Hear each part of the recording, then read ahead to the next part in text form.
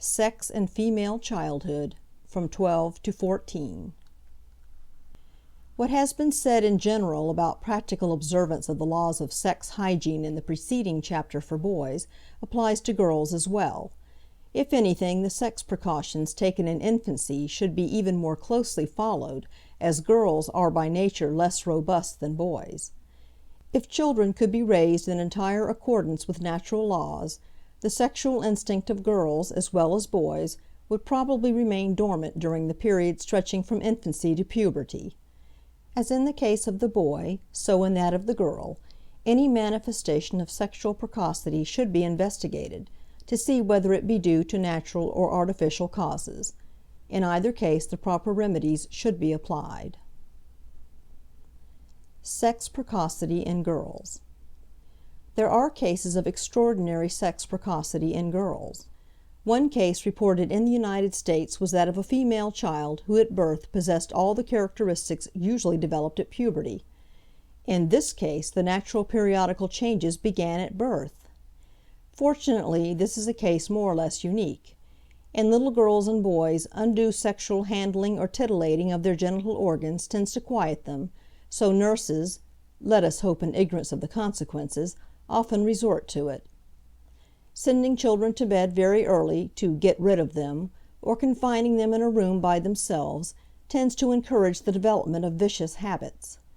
A single bed, both in the school and in the home, is indispensable to purity of morals and personal cleanliness. It tends to restrain too early development of the sexual instinct both in small girls and small boys. Sexual self-abuse in girls.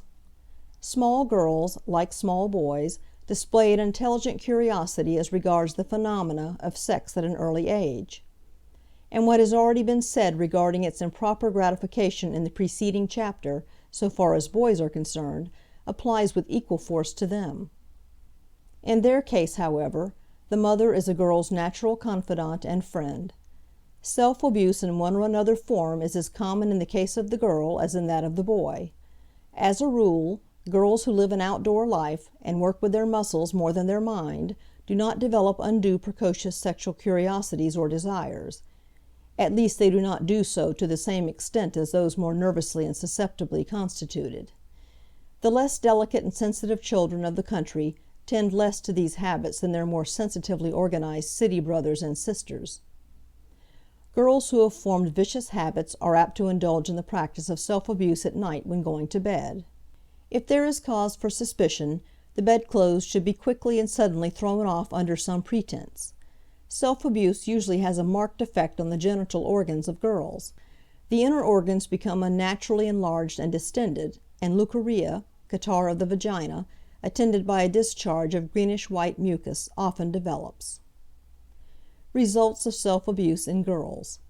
Local diseases, due to this cause, result in girls as well as boys. Temporary congestions become permanent, and develop into permanent irritations and disorders. Leucorrhea has already been mentioned. Contact with the acrid, irritating internal secretions also causes soreness of the fingers at the root of the nails, and warts.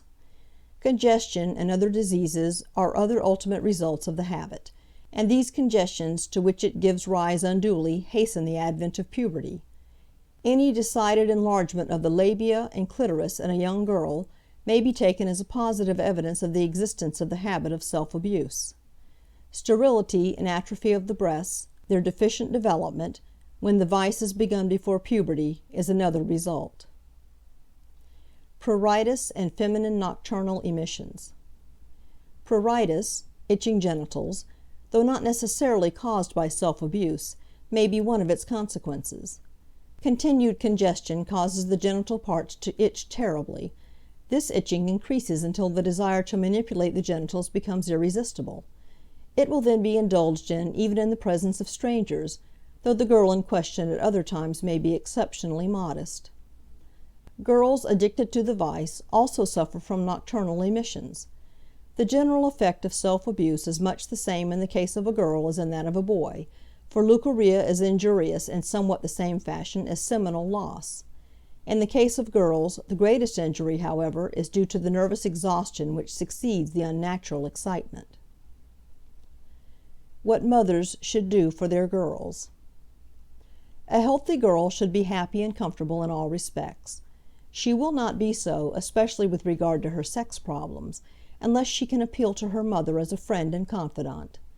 While keeping your girl's mind pure and healthy by precept and example, do not forget that the best way to protect her against evil influences and communications is to tell her the exact truth about sex facts, as they apply to her, just as the father should his boy. Keep your girl fully occupied and do not leave her sex education to the evil winds of chance. Let sex knowledge take its place as a proper, necessary part of her general education. If your daughter feels she can at all times talk freely to you, all will be well. Gratify her natural sex curiosity in a natural way. See that immediate medical attention is given inflammations, excoriations, itchings and swellings of her genital organs. Such conditions will lead her to rub and scratch these parts, never to be touched, for relief. If, as a result of the sensations experienced, masturbation results, yours is the sin.